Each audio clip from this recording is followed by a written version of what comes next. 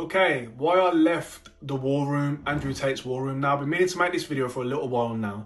I announced I was going to make it a couple of weeks back, and I had a couple of negative comments, like a couple of negative DMs of guys who I assume are, big Tate fans or in the war room themselves, and assumed that this was going to be some type of negative video or some type of hit piece style video. Number one, I make videos on whatever the fuck I want to make videos on. I talk about whatever I want to talk about, so don't waste your time DMing me something because you got something negative to say about what I'm talking about. You're wasting your time. Number two, it's not a hit piece. It's nothing negative really. It's not me telling people not to join because I left. It's me telling you that I joined. This is why I left. End of discussion. You know what I mean? So nothing to debate, nothing to argue about. It's just me telling you why I left. That's it. So I joined in the summer 2022. So I joined a while ago and I've been gone for a while now. Seen some success with HU, the real world. And I was making videos at the time. The videos were getting good views. And I had a few war room members reach out to me kind of like, they've seen my videos and they're kind of like, you need to join. It's the next step, the next logical step. That's what I was saying to myself when they mentioned it. And, spoke to a guy who works in the Hustlers University. I forgot his name, but he got me the invite, he sent me the invite. I joined. And the first little red flag that I noticed was I felt like I got in there a little bit too easily. Now, at the time, I kind of chalked it up to, okay, then maybe the admins or whatever had seen my videos and they're kind of like, okay, then this guy seems cool. He kind of fits the mold of what we're looking for. Let's let him in. Because I was kind of like, I hope you can't just pay and get in. Because then anyone can get in. What's stopping just a bunch of Tate fanboys getting in? It was going so viral at the time. Well, if it's just a bunch of Tate fanboys go in, and it's like, this is like a big, exclusive, powerful network. Wouldn't that kind of dilute it? If anyone can just pay and get in. So I got in and then I realised anyone can just pay and get in. There's no application type thing to get in. You can just pay and get in.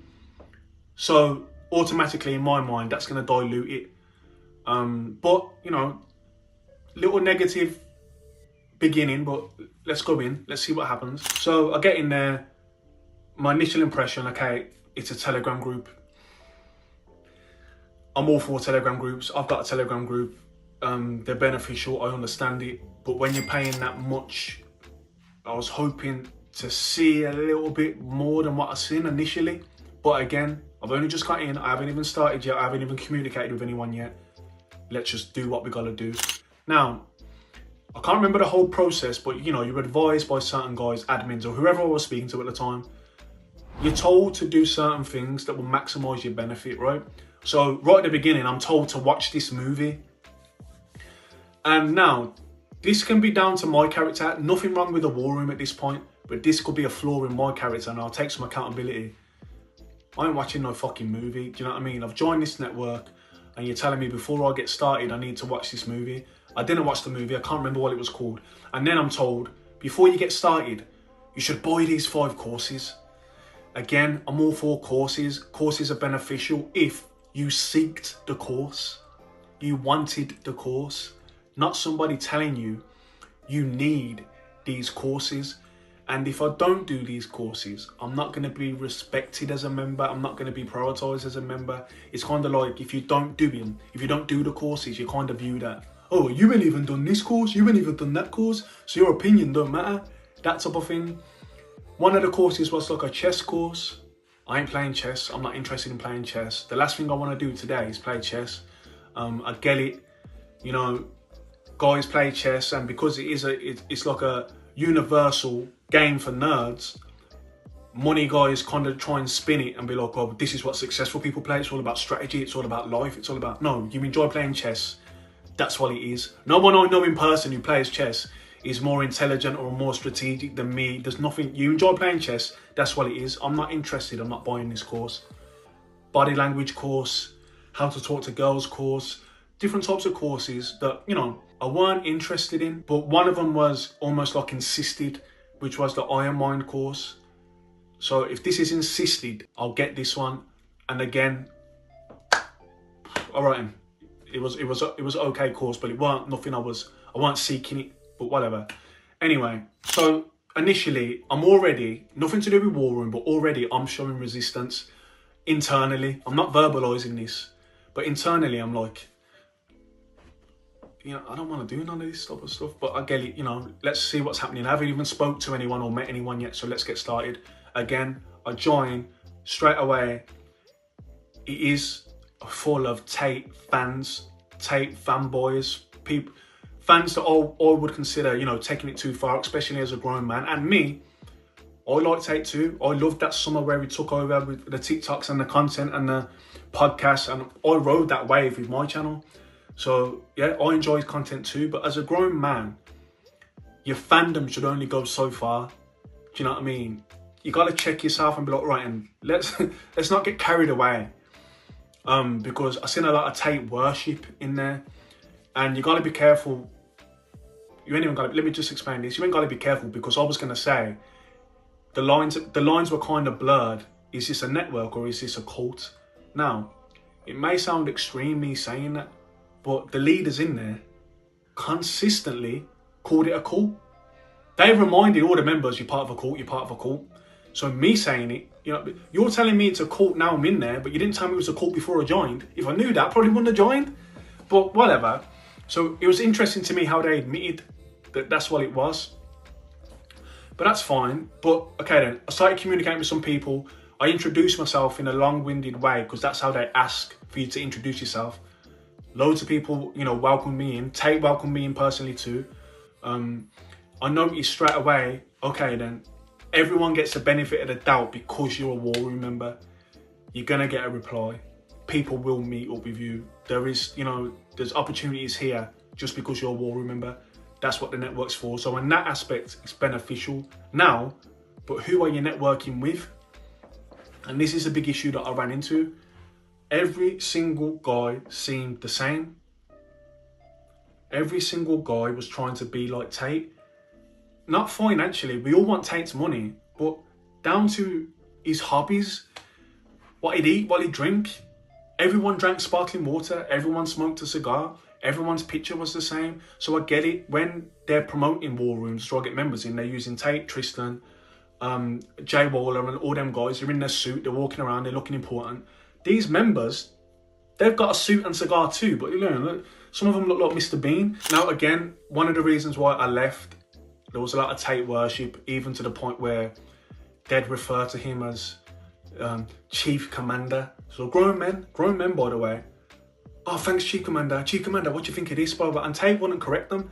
So if in my Telegram group, guys were calling me like Chief Commander or something like that, I'd be like, bro, you don't need to call me that. You know, we're all, I know I created the group, but we're all equal, we're all, you know, we're all boys, we're all in this together. Just call me by my name, bro. There weren't none of that. It was almost encouraged. Again, down to the courses. The courses seemed like Tate's hobbies. What Tate believed every man should do. Every man should play chess. Every man should do this. Every man should do that. Again, that's beneficial for guys that are seeking that. I wasn't seeking that. I was in there to see how I can maximize, you know, my earnings type of thing. And I understand it. Guys will say, well, you can't just join and then expect to get all the spoils just because you joined. I get it. You got to work your way up these networks. But when you start and so many things are rubbing you the wrong way, it kind of zaps your energy and zaps your enthusiasm in kind of like, is this network for me? So even if I get to these other levels, what if it just gets worse and worse and worse, and it's like shit that doesn't sit right with me? And that's what I was thinking. So no, I didn't go to every single meeting and speak to every single person, which most people, which is what they'll advise if they ever heard anything negative being said. Well, you didn't do this, you didn't do that. Well, this is why I didn't do it, innit? Because the guys I would have been meeting, I wouldn't even have known who they are really, because they're all pretending to be Tate. So I'm not going to a dinner when there's 15 people and all of them tell the waiter, sparkling water please, sparkling water please. And it's getting silly, do you know what I mean? Like, who are you? Do you know what I mean? Like, who are you? So that kind of halted me and stunted my growth as far as getting involved and being more vocal in there, because I was just kind of irritated a lot of the time. Again, could be a flaw with my character and nothing to do with that organisation. We're expected to work your way up But when you first join, you are amongst guys that, you know, other guys that are just paid to be there. A lot of the guys are just Tate fans hoping they can eventually meet Tate. And a lot of them are men that are not where they want to be, not just financially, in every other aspect. And in my opinion, because of some of the ages of the guys in there, if you're younger, it's 100% acceptable. But there were some guys that were like my age and even older that were at the ground level of like self-improvement. Ground level. So there'll be a room where there's a guy in there teaching you how to deal with women, and then you'd look and guys are sending in screenshots of conversations they've had. Oh, she said this, what shall I say back? And then other guys are replying, oh, say this back to her, say this back to her. No, don't say that, say this. Like, probably could have utilised something like that when I was like 13, but that's not what I'm here for. So it's kind of like, again, you don't have to get involved in any of these things that's not for you, but when you're seeing it every day, it's just kind of like ground level stuff, and you know, it's a lot of money. And I get it, if you're in that position and you can afford this, you can afford to splurge this money. And yes, there is millionaires in there, 100%. I know that for a fact. There's important people in there. There's big, you know, business guys in there. There's opportunities in there. But you gotta comb through all this, you know, ground level nonsense. You gotta comb through the fanboys. You gotta comb through the worship and kind of be blind to it in order to focus on what you're in there for and maximize it.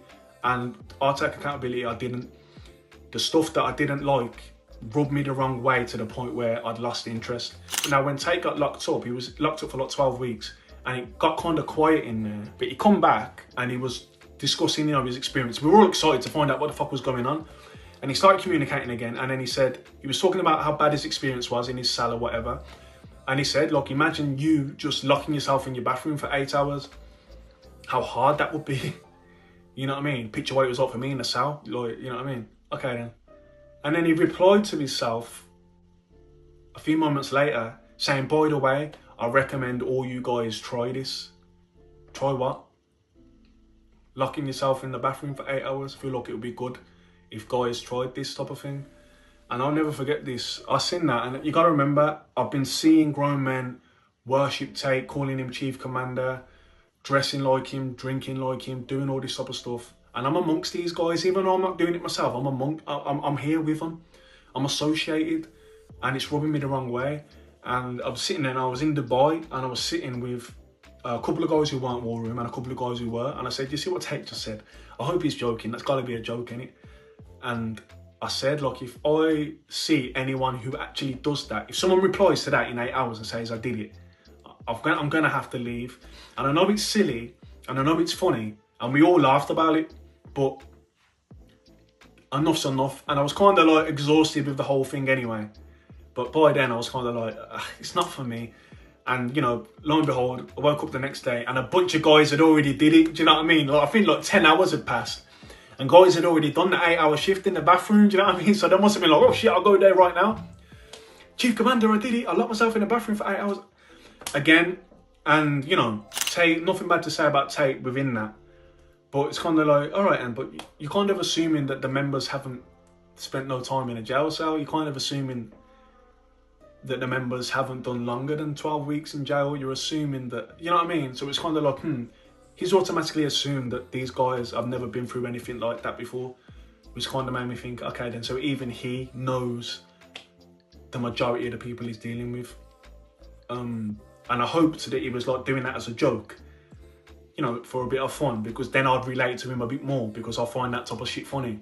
But if he was serious about it, and he genuinely thought that that was beneficial for guys to do, then, you know, maybe it is, maybe I should try it, but that it's not for me, you know what I mean? But yeah, so that was the straw that broke the camel's back that made me decide, this ain't for me. So after that, I think like 9 months had passed, and obviously after a year, you gotta renew. You ain't gotta pay the full price again, but it's like a small fee just to renew. And I kind of just let it expire, and you know, that was like a year ago now. And that's why I left. So yeah, nothing really negative to say about it, other than just wasn't for me. The guys I met in there, nothing really bad to say about the guys. Are they my type of people? Probably not. Am I their type of people? Probably not. Do you know what I mean? Again, this is not me saying I'm above anything in there. This is me saying it just wasn't for me. If I missed anything out, let me know in the comments. I might answer some questions that I, probably didn't address in this because I've just been winging this video. But yeah, that's why I left. Is it the worst place in the world? No. Let me touch on this quickly as well. There's nothing illegal going on in the war room, right? That I've seen. And I know these BBC and Channel 4 and everything do big hit pieces on the war room and the real world. And I always watch these hit pieces and thought, why don't you just join and find out for yourself instead of speculation? If you're going to spend all this money on getting this documentary or this series on TV, just spend the extra funds to actually get in there, because I just told you how fucking easy it was to get in there. And they never seem to do it because there's nothing going on in there now. Is there businesses that are frowned upon? You know, OFM and webcams and stuff like that. Them businesses will always be frowned upon, but if they're done in a professional way, where you're offering a service to someone who's seeking the service and someone who's already in that field, I feel like, do what you're doing. Now, if you're offering your services to someone who's not in that field and don't want to do it and has told you they don't want to do it, and you keep pushing to try and get them to do it, you're going to get yourself in trouble. So that's all I've got to say on that. But I didn't see nothing illegal going on. So that's all bullshit. I don't know why they keep pushing that narrative. Now, it's been around for a long time. I don't know what was going on before I joined. I can just speak on from 2022 to 2023. I didn't see nothing like that, but whatever, we'll see what happens. But yeah, that's it. Peace.